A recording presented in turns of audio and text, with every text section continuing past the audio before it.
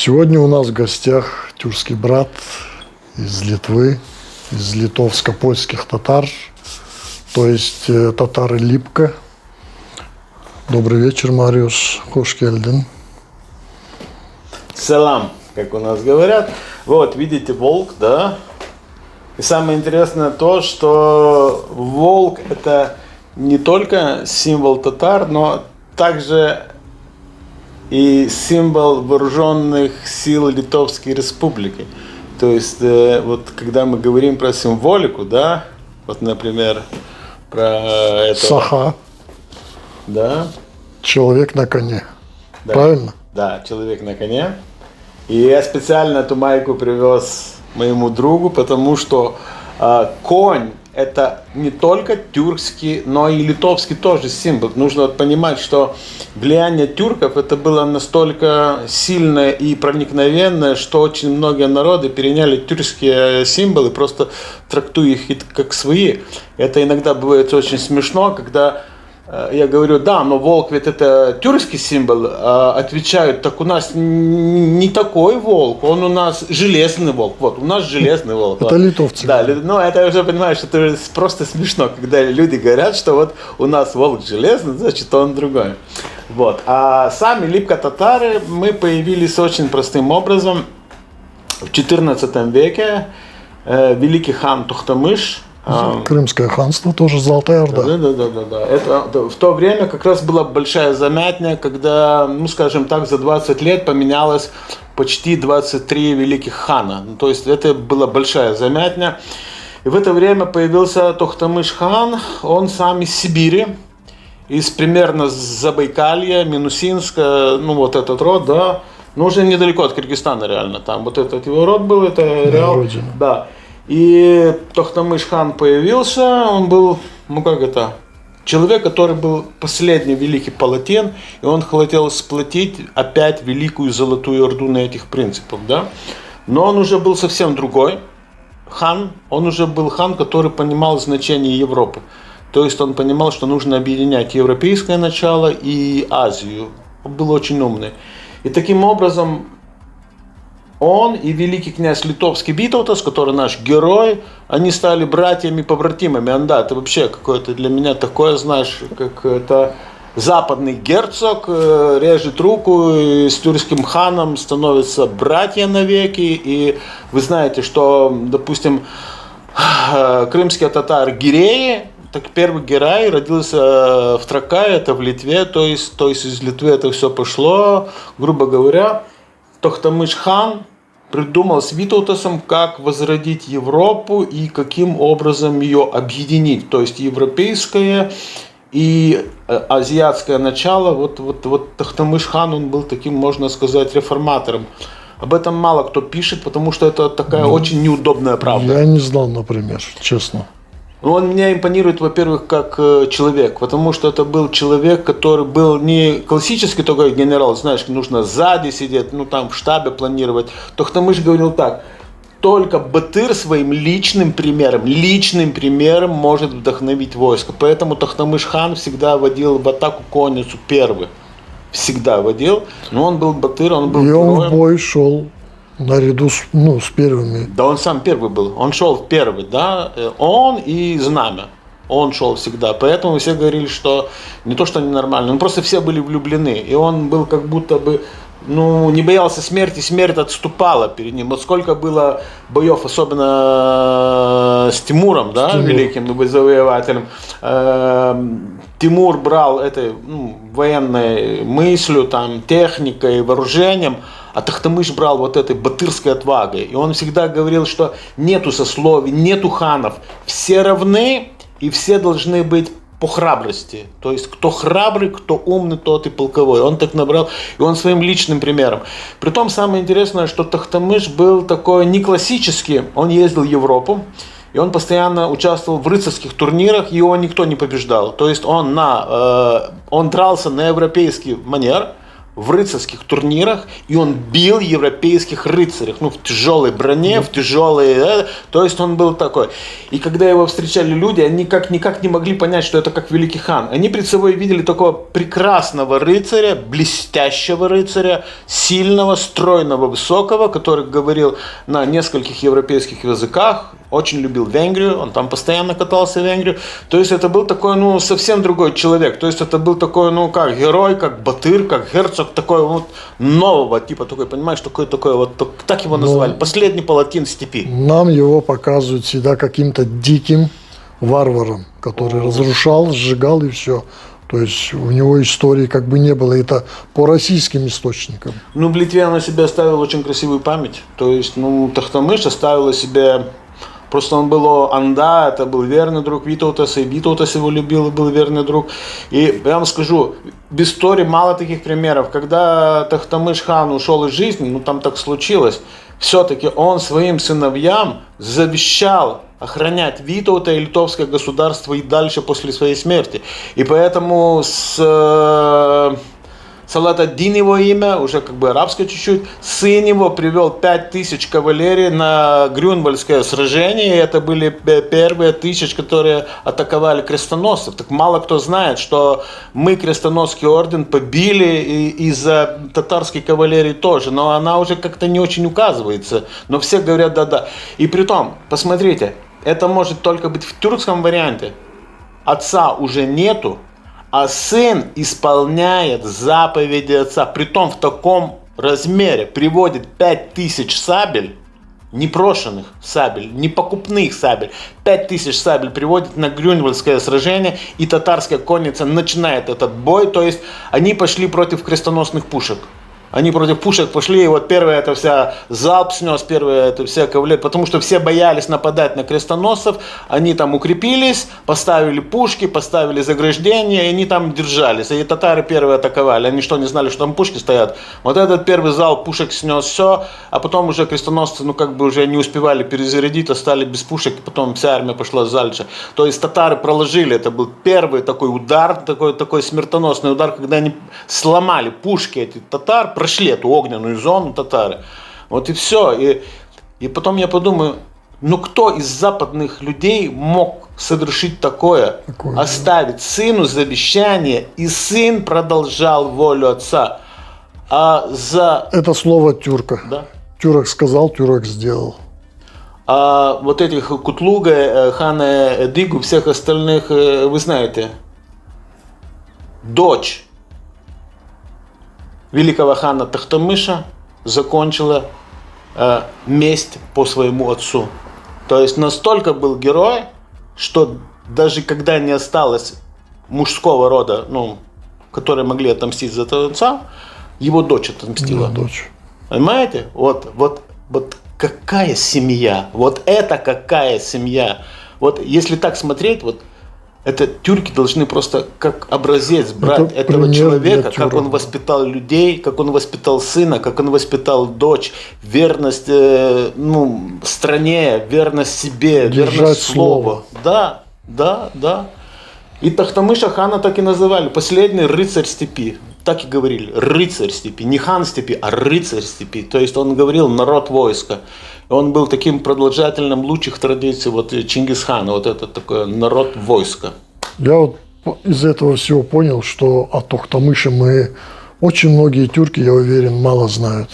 Именно вот в таком формате, что вот так, Тохтамыш был вот таким непростым каким-то диким ханом, темником, который сжигал, убивал, а он был с высокой культурой и так далее. То есть это совсем другая фигура перед нами предстает. Ну, я вам скажу, он в Западной Европе он остался как рыцарь, как такой, светлый образ. Потому что, вот скажите, вот такой пример, да, он разбил этого Мамая, и потом он же пришел, сжег Москву. Но он сжег Москву же опять не из-за того, что Москва как-то не платила дань. Там было вообще очень мало. Он сказал, вы мне дань не платите только 2 года. Я хочу только за 2 года. А там долг был за 20 лет, орде не плачено. Он сказал, но до этого в орде меня не было. Я говорю, хочу только за 2 года. И это было по сравнению, как 20 лет не платили, да, а там примерно 1,5 тонны серебра в год выплачивалось, да, ну когда там, получается, за 30 тонн серебра можно воевать, а тут уже не так много, только за 2 года. Но Тохтамыш хан принцип сказал, какой-то. да, сказал так, это неуважение ко мне и к ханской власти. Поэтому я сказал, я приду в Москву и накажу. Хоть это немного, но я вас накажу, чтобы вы знали. А вот тогда Тохтамыш пришел и сжег Москву. А по деньгам это был мизер. Он сказал, я вас сжег не потому, что вы не заплатили, а потому, что вы оскорбили хана. Хана нельзя оскорблять. И хан, настоящий хан, никогда не оставит оскорбление неотомщенным. То есть нельзя на хана плевать. А если хан разрешает на себя плевать и забыл об этом, что он него плюет, но он, наверное, не очень хан. Да, очень интересная история. В общем, будем изучать нашего Да. великого Тохтамыш-хана. Мы о нем мало знаем, если даже что-то знаем по российским источникам, которые, ну, просто очерняют тюрок. С этим понятно, да. Насчет спектакля и Карабаха Шуша. И мне, и нашим тюркским братьям очень интересно. Я надеюсь, что все получится. Ну, вот как ты планируешь? Расскажи немного вообще об этом. Да, ну, спектакль, он родился из тюркских легенд и сказок. Я честно скажу, вот вы хотите быть молодыми, здоровыми, сильными. Мне скоро 60 лет, и я алга, здоровый парень. Потому что я живу Не как... выглядишь. Я живу по ЕСЕ. На сегодняшний день я живу по ЕСЕ. Ну, реально. Ясад тебя делает молодым. Да, Ну, тенгри дает тенгри. мне- Да. Ну, потому что это все очень просто. Ты должен жить по закону неба. Это сперва как делают, это цикл спектаклей, да. Первое название было «Закон неба». Вот у меня 9 спектаклей, да, и общее название «Закон неба», потому что вот объединяющее начало – это «Закон неба». Как только тюрки начнут жить по закону неба, все исправится.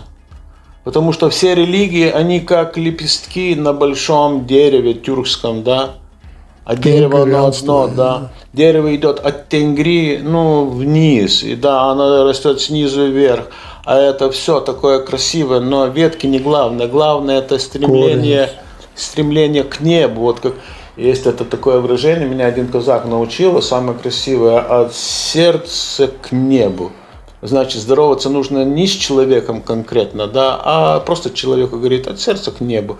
И вот ты как будто и себя в небо поднимаешь, и этого человека в небо поднимаешь.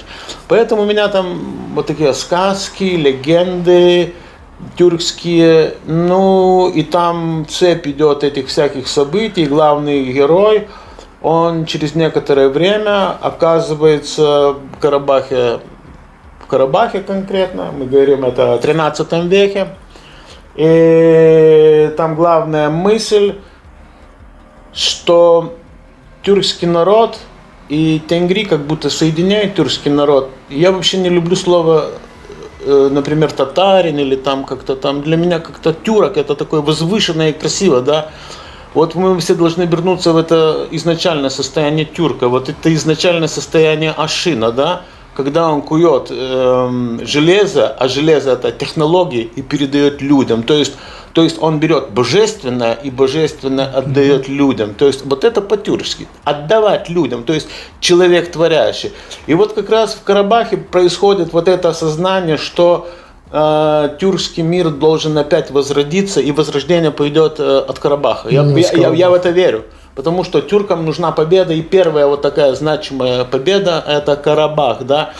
Но это, я просто чувствую, что это такая как искра, вот эта искорка такая, да, от которого это все начнется. Потому что, и там такое место, понимаете, эти горы, я там был в Карабахе, эти горы, это все, там такое, оно получается как будто сакрально. Вот есть там Алтай, да, но это далеко, да, далеко.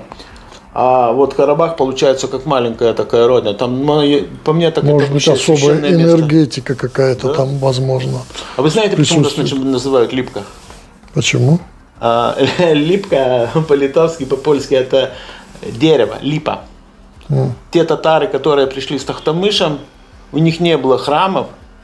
Они просто находили такие места, где растет много лип. И людям говорили, вы туда не ходите, это будет наше священное место, потому что они говорили, самое священное место это место это лес, такой девственный лес, там нельзя кровь проливать, такой священный лес. И говорит, для нас самый лучший лес это липа, потому что липа, она такая как бы невинное дерево, да, вот этот липовый лес, они приходили в липовый лес молиться, поэтому их назвали липко-татары, да. И это вот, когда говорят степь, степь, степь, ну это, понимаете, там степь, а когда степь кончается, ну, начинается уже как бы лес деревья, так не нужно на это смотреть, нужно смотреть в суть. Люди искали чистого места, и лес первозданный, лес это чистое место. А так как литовские боги тоже жили в дубах, это как братья получается, мы говорим ажула сирлепа всегда, дуб и липа, как, ну, как инь-янь, да. Поэтому литовцы приняли татар очень органически. Ну, то есть боги одни. Небо, не Христос, а небо, земля, дерево. А что такое дерево? Это дерево, то, что соединяет нас с небом. Это по-тюркски и по-литовски, это самое. И вот эти появились и баба каменные, и эти компасы, и викинги, и все остальное. Какое-то схожество мировоззрений. Ну, я вам скажу так, есть такой один факт, который все любят умалчивать. Друзья, YouTube отключил нам монетизацию, посчитав наш контент неугодным. Поэтому дальше будем двигаться исключительно с помощью вашей поддержки. Как вы можете нас поддержать? Первый способ. Почти все мы делаем покупки на международных маркетплейсах, такие как AliExpress, Amazon и прочее. Каждый раз, когда решаете совершить покупки в этих интернет-магазинах, вспомните нас и переходите туда именно по нашим ссылкам. Вы совершаете свои привычные покупки и ничего не теряете, ну а мы получаем небольшую комиссию от продаж. Второй способ. Если вы намерены покупать и продавать криптовалюту, то вам нужна популярная и надежная биржа. Мы рекомендуем биржи, которым пользуемся сами. Регистрируйтесь в них по нашим ссылкам. Третий способ. Вы можете оказать нам поддержку обычным переводом средств на наш счет. Все ссылки будут в описании и в закрепленном комментарии. Чем активнее ваша поддержка, тем больше времени мы сможем уделять каналу. Спасибо. Великий шведский исследователь, вы знаете, Тур Хейердал, тот, который на Контике переплыл через Пасифик, этот океан, и доказал, что можно плавать, индейцы плавали, да. Так вот, этот швед говорил, что все шведы-викинги – это выходцы конкретно из Азербайджана. Тюрки, он говорил, мы и есть тюрки, просто мы забыли, что мы тюрки. Но, говорит, если взять вот так все, компас, ну просто конь поменяли на ладью, но все остальное, искать куда-то идти, открывать новые горизонты, не бояться, как викинги, драться, хотя бы мало, но викинги, ну, побеждали такие силой духа, и да, вот это преодолевать и все остальное, и потом легенда, однозначно легенда. То, что вот, например, для меня самое красивое, это Манас. Так вот, там есть эти скальдские, бардские и все остальные рассказы. Это тоже такой Манас, только европейский. И самое для меня такое дикое, когда начинают Европу противоставлять Азии. Вот, ну, вот, например, там тюрки. Для меня это просто, ну, просто дико. Просто дико. Тур Хейердал себя считал тюрком, швед, да. И он говорил, что мы викинги, как бы братья одной крови и одной ментальности, и тут как-то так. Ну, ребята, говорю, так, ну, так это все не играет. В общем, германцы, скандинавы и тюрки есть какое-то родство. Да, братья. Все, братья. Ментально братья. Потому что, вот смотрите, это все компас, северная звезда, расположение, эти все боги, это все женское начало. Это реально такие вот сказки, говорю, вот этот Манас, это все оно просто перекладывается на Северную Европу, очень так просто копи-пейст, да? Переведи Манас на шведский, ты получишь шведские сказки, легенды. Но это не может быть, такого не бывает. Ну, там и руны и так далее, тоже да. Схожесть много. Вот, и например, это не просто совпадение. Например, у меня на спине руны, и вот мы работали в Дубае. Кстати, я прилетел еще вчера, работал в Дубае на съемках. Я как раз со съемок прямо прилетел в Стамбул, потому что хотел попасть к своему другу. Слава. Да. Вот, мы работали на съемках, и у нас International был один датчанин. И я ему, это были руны тюркские, и я так ему повернулся спиной, у меня вся спина татуирована, кони там, всякие символы тюркские. Аргамаки. Да, свастики крутятся везде, я говорю, прочитай. А, говорит, так это же викинги, он говорит, это же как Фрея, да, говорю, Фрея. Потому что смысловое это то же самое. То есть у меня... Даже люди видят схожесть. Так у меня татуировка стоит Умай. А он читает Фрея. А Фрея это и есть северная богиня плодородия, северного ветра и преодоления трудностей. Точно, почти как у Май. Да. То есть, если ты воин, ты молишься Фрейе, потому что Фрея, она не, ну, как бы и за детей ответственна, но она северный ветер, то есть северное начало, такое сильно женское начало, то есть там женщина не унижена, там нету такого, как там в арабской культуре, я, конечно, очень извиняюсь, но есть такое с женщиной, там не очень. В тюркской культуре это вообще нету. В тюркской культуре это такое уважение, и я не знаю, просто, я не знаю, в арабской или в другой культуре может быть такой феномен, как царица Томирис или что-нибудь другое. У викингов это бывало. Но... Опять снова схожество. Да. А я вам скажу, вот, например, наши, как литовцы тоже, у нас было как? Вот главный князь, ну, скажем так, великий хан, а второй человек кто был? Вы не поверите. Военный министр. Вот у князя великого военный министр, его жена. Она. Ее боялись больше, потому что великий князь еще мог простить, а она никогда не прощала. Она сразу вешала.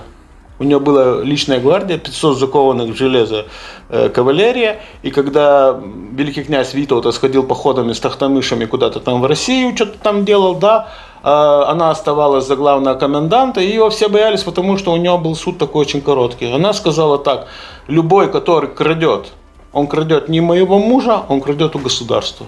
Вот и все. Вот и все. Как тюркская женщина, боевая, где-то жесткая. Я вам скажу, нет ничего прекраснее, ну, вот этого тюркского монаса, этих тюркских сказок, ну, потому что я просто вижу, что и Библия, и Евангелие, и как бы аюрведа, и этот Гильгамеш иранский, все как бы идет оттуда, от Ашина, от начала. Ну просто, если в какой-то культуре есть, ну как бы такая отдельная вещь, да, так в тюркской культуре это все сливается. Ну, допустим, греки имеют, ну, что ни возьми, там, легенду Прометея, да, это человек, который у богов своровал огонь и отдал его людям, чтобы люди стали людьми. Так это же тот же самый Кезархан. Он же эту технологию взял, только посложнее. Сделал этих ашина 500 и 500 ашина распространили. И то есть это вопрос о том, что огонь сделал, то есть технологии огонь сделал людей творящими. То есть тюрок, человек, который творит. Не просто жрет, там, спит, там, что-то там дерется. Нет, это человек, который творит. Поэтому, ребята, я творю спектакли. И я как бы хотел бы вас увидеть на своем представлении «Карабах, Азербайджан». И запомните только одно. Все-таки тюрок, да, это тот, который творит. То есть, ну, такая творящая сила, она в тюрке очень сильная. Вот это такое степное, вот это такое, люди говорят: о, намады. Я вам скажу иначе. В моем спектакле есть такой монолог. Этот такой несчастный выходит, он потом говорит: а вы знаете, что такое тюрок? Ведь это степняк. Что такое степняк?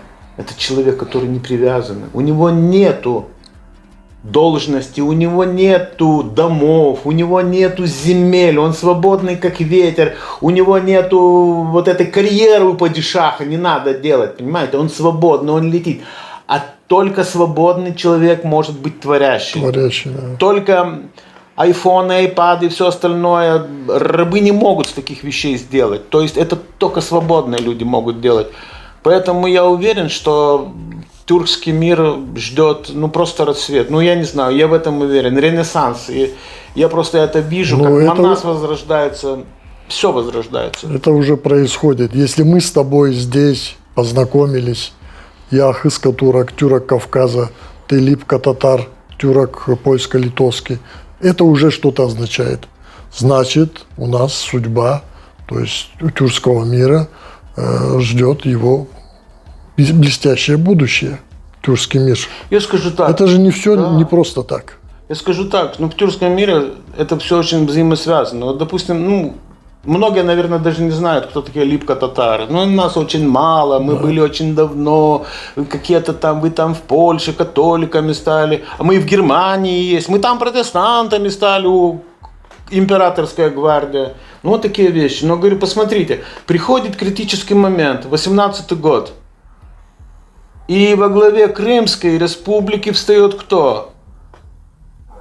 Липка татарин из Белоруссии, царский генерал, Маций, даже как Мариус, как я, да? Сулькевич по фамилии, да? А потом тот же человек становится первым военным министром Республики Азербайджан. Вот это меня очень удивило. Вы понимаете, Я как это не получается, что вроде как бы нас Липка мало, но в критический момент вдруг Липка вносит такой вклад. Но все-таки военный министр вооруженных сил Азербайджана в послевоенное, послереволюционное время это была величина. И он же жизнь отдал, он отдал самое дорогое. То есть он никуда не убежал. Он погиб там, в Баку. Его расстреляли красные комиссары. Предательство было. Но он же никуда не бежал. Он был вместе с Азербайджаном. Вот, допустим, мне, как иногда люди говорят, ты не говоришь на тюркском языке. Я что, виноват, что я узнал? У нас не было такого. И у нас в Литве сейчас негде учиться, да. Но я зато говорю на русском. I can speak in English, Я на всех языках я распространяю эту культуру. Я то же самое могу сказать, что генерал Сулькевич по-тюркски начал говорить где-то примерно к 40 лет. Он до этого был царский генерал. Но все-таки надо подумать, я не царский генерал. А вот царскому генералу стать тюрком, я думаю, это сложно. Православный царский генерал стал тюрком. Это можно назвать зов крови. Это да, я хотел правильно. Ты мне повторишь, да, это зов крови. Поэтому я обращаюсь к всем тюркам, которые смотрят, которые Просыпайтесь. в Америке, в Штатах, в Германии, в Швеции. Много таких людей, которые иногда задумываются, кто я. Я вам говорю только одно. Пока я не знал, что я тюрок, а у нас в семье как бы скрывали от меня, это, было как-то неудобно, что мы, может, русские, а поляки как-то это, тюрок. Вы потом увидите, ваша жизнь наладится. Потому что вы найдете себя. А пока вы так вот мечетесь, я и не германец, я и как-то имя у меня какое-то, да, такое странное, да, там, ты как ты себя чувствуешь, сам себе внутри скажи, я гунну. Когда я в спектакле говорю, скажи гунну. Это просто гунну. И это начинает все в тебе играть. Гунну, гунну, гунну. Эта кровь начинает Да. кипеть в тебе. И это к тебе вернется. Или, например, как я в монологе говорю, ведь что такое Карабах? Почувствуй вкус. Это горечь. Это горечь полыни. Это горечь поражения. Это Карабах. Что такое Карабах? Это кровь. Кровь на губах. Это чувство крови. Это Карабах. Но ты почувствуй вкус меда в слове Карабах. И ты узнаешь, что вкус меда на губах — это Карабах. То есть Карабах — это не страна. Карабах — это что-то больше. Это как этот тюльпан, который расцветает, да, и он цветет очень коротко, но он нам дает такую красоту надолго. Надолго. Вот то, что единственное хочу, просто, вот эти сказки, легенды, просто обратиться к душе этого человека, который внутри тюрок, но он все еще спит.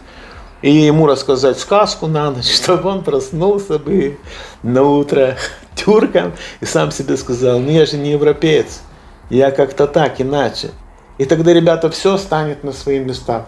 Мы можем говорить долго еще на эту тему, но я кончаю. Я просто один последний такой штрих скажу. Вот Эйнар знает, видел моих много фотографий.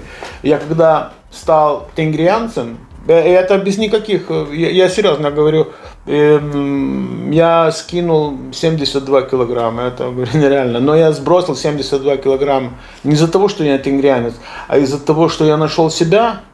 И я начал жить по ясе, начал питаться по ясе, начал скакать на коне, начал стрелять с лука. И самое главное, знаете, что я стал счастливый. Денег у меня больше не стало. Но я стал счастливый, потому что я сам внутри понял, кто я есть, зачем я нужен и какая моя миссия. И самое главное, я понял, что у меня это вся как Европа с этими синтетическими вещами, как-то так. Не очень. И вот я был в Дубае, это вся такая красота, там тоже такое, как фантомное, это все не очень. А что настоящее? Это запах полыни, это твой Киргизстан. Быть тюрком и жить по осе. Да. Вот это и есть счастье. Да. Это То есть счастье не в деньгах, Нет. не совсем в деньгах, как минимум. счастье это очень просто. Это как Иран. Либо он хороший, либо он не настоящий. То есть тут такие вещи. Вот такие вещи. Так что, ребята, тема здоровья это реально отдельно, потому что я работаю в Литве тренером по весу, таким нетрадиционным. У меня можно мясо кушать, у меня можно молоко пить, все против молока, все против творога. Я говорю, ребята, если вы будете кушать мясо, творог и все остальное, белую пищу, вы будете белые и красивые. А если вы будете кушать это там всякие какие-то вегетарианные вещи, ну, вы, можете, будете худые, но силы в вас не будет. Потому что тюрок, это, во-первых, ну, понимаете, не то что воин, но это защитник, понимаете. А для защиты любой нужна сила. Не для того, чтобы нападать, ну, а для того, чтобы как бы людям уважать, ну, просто уважение. Потому что мы живем в таком мире, в котором с тюрками никто не считается. Реально. Ну, мы довели себя... Ну, не с татарами, ну, я не говорю про Довели Турцию. себя до такого Вот состояния. Смотри, вот Башкирия, Татарстан, я не знаю, Якутия. Могли бы быть богатейшие страны, да? Но их каждый день грабят. Согласен? Почему? Потому что мы удалились от своего «я». Мы стали стесняться того, что мы тюрки, и удалились от ясы. И вот это все у нас... Ну, это какое-то наказание. Да. Тюрок удалился от своего «я», и вот ему такое вот наказание. Когда мы обретем все это обратно, мы станем властителями мира, как и были наши великие предки. Скажу так, властителями, может, не мира, а будущего и душ, потому что вот Шаню Имадек, как говорил, можно отдать любимых жен, можно отдать любимых коней, ну, можно все отдать.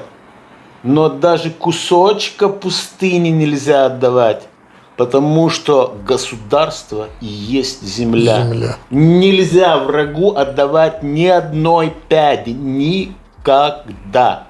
Потому что государство, этот маленький кусочек земли, с этого начинается государство. Не с денег, не с верблюдов, не.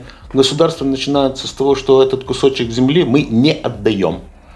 И мы его всегда обороняем. Вот это такое. Принцип наших тюркских предков, который нужно хорошенько усвоить. Но я думаю, у многих тюрок вот это в генах осталось все. Земля, родина, отечество защитить и Ну, так мне далее. самое красивое, знаешь, что это тюркская толерантность. Хоть там, знаешь, всякие сказки рассказывают про татаро-монгол, там какие-то иго, знаешь, какое-то. Но посмотри, какая толерантность ко всем религиям, ко всем письменностям. Вот я скажу про Тохтамыш-хана. У него была даже толерантность к еде. Он говорил так, на столе должно быть так, чтоб и европейцы могли кушать, и все остальные, даже евреи могли кушать. Поэтому давайте сделаем так, что даже трапезная, ну, была такая, чтобы все могли все есть.